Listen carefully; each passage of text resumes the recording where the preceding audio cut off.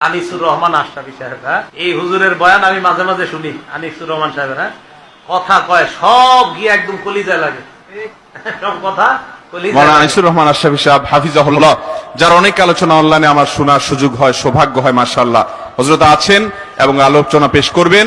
আমরা ইনশাআল্লাহ এখন সম্মাননা দিচ্ছি। দুনিয়া বড় স্বার্থপর, দুনিয়া কাউরে জায়গা দেয় না, দুনিয়া কাউরে জায়গা দেয়। এত মজবুত পাইলিং করে যে বিল্ডিং বানাইলাম, দুনিয়া তারে থাকতে দেয় না। যা বেটা যা, যা তুই লাথি দিয়া বেটা যা, কবরে যা, কবরে যা। দুনিয়া কাউরে থাকতে দেয় না। দুনিয়া কত ক্ষমতা ধরকে মাটির নিচে ফেলায় দিছে, দুনিয়া কত সম্পদ আলাকে মাটির নিচে ফেলে দিছে, দুনিয়া কত সুন্দরী নারীকে মাটির নিচে ফেলায় দিছে, মাটির সাথে রেজা রেজা করে ফেলছে। আজ আর চেহারা নাই, আজ আর রূপ নাই, আজ আর যৌবন নাই, আজ আর ক্ষমতা নাই।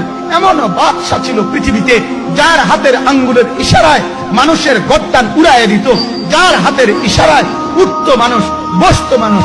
আজ বাদশারা নাই, আজ সম্পদওয়ালারা নাই, আজ মালওয়ালারা নাই।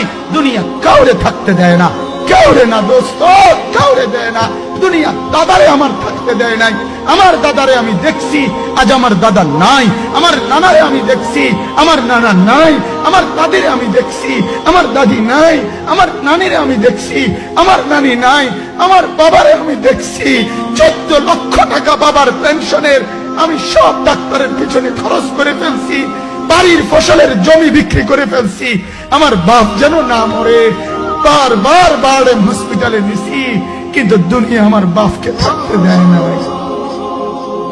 আমার বাপ দুনিয়া কাউরে থাকতে দেয় না, কাউরে না, কাউরে না, কাউরে না, কাউরে না। আমার বাপ দুনিয়া কাউরে থাকতে দেয় না। তুমি থাকবা না, তুমি থাকবা না। দুনিয়ার ধোকায় পড়ো না বাপ, দুনিয়ার ধোকায় পড়ো না। মাকে বুঝা, আজ মারা বেসামাল হয়ে গেছে, আজ বোনেরা বেসামাল হয়ে গেছে, বেপর্দার উৎসব তুলে দিছে। এটা যেন আল্লাহর সাথে যুদ্ধ করছে। আল্লাহ করো না, না তুমি আরো কিছু দাও, আমরা বেপরদিগি ছাড়বো না। যুবক ছেলেগুলো যেন বলতেছে, আল্লাহ তুমি করোনা দেওয়ার যাই দাও, অশ্লীল ছবি দেখা, ফেসবুকে নর্তকী দেখা, আমরা ছাড়বো না। দেখি তুমি কি করতে পারো, তুমি যা করার করো। দোকানদার ব্যবসায়ীরা হারামের লেনদেন করা বন্ধ করছে না, সুদখোর সুদ ছাড়ছে না, ঘুষখোর ঘুষ ছাড়ছে না, নাফরমান আর জিনাকার ব্যভিচারী এরা কেউ কিছু ছাড়ছে না। বেহায়ার বেপর্দা নারী তার অশ্লীলতার বেহায়াপনা ছাড়ছে না। মুসলমান তার ঘরে টেলিভিশনের নর্তকীর আওয়াজ তো বন্ধ করছে না। হায় করোনা কিভাবে যাবে, আযাব কিভাবে যাবে বলেন, বলেন, বলেন আপনি। আমার বাপ ফেরাউনের উপরে তো আযাব এতদিন ছিল না, নমরুদের উপরে আযাব এতদিন ছিল না, সাদ্দাদের উপরে আযাব এতদিন ছিল না, কারুনের উপরে আযাব এতদিন ছিল না, লূত আলাইহিস সালামের কওমের উপরে আযাব এতদিন ছিল না, হুদ আলাইহিস সালামের কওমের উপরে আযাব এতদিন ছিল না, নূহ আলাইহিস সালামের কওমের উপরে এতদিন আযাব ছিল না। আজ আমরা মালিককে এই পরিমাণ নারাজ করছি, মালিক এত বেশি নারাজ। আজ 1 বছর হয়ে গেছে, 1 বছরের চাইতে বেশি হয়ে গেছে, কই করোনার মহামারীর আযাব তো যাচ্ছে না, গেছে না? মানে আমাদের লক্ষ লক্ষ বাচ্চার পড়ালেখা বন্ধ, এরা নষ্ট হওয়ার চূড়ান্ত পর্যায়ে পৌঁছে গেছে।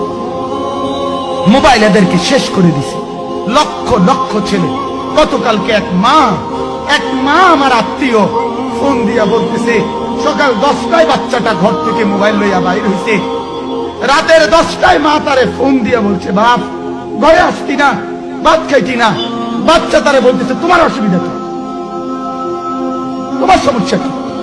মা এই কথা বইলা কাঁদা দিছে যে, শোনেন হুজুর হুজুর দোয়া করো। এক বাচ্চা, এক ছেলে, সে যদি তার মাকেই কথা বলতে পারে, তার মানে গুনাহ তারে এত মজা দিয়া দিছে, ফেসবুক তারে এত মজা দিয়া দিছে, ইউটিউব তারে এত মজা দিয়া দিছে, নর্তকী তারে এত মজা দিয়া দিছে, গুনার দৃশ্য তারে এত মজা দিয়া দিছে, সে মাকে ধমক দিচ্ছে। রাত 10টা বাজলে কি হইছে, রাতের 3টা পর্যন্ত দেখলে তোমার সমস্যা কি? আমার আখিরাত আমি নষ্ট করলে তোমার অসুবিধা কি? আমার জাহান্নাম আমি ঠিক করে নিলে তোমার সমস্যা কি? আহ আহ আহা, আল্লাহ আমাদেরকে মাফ করে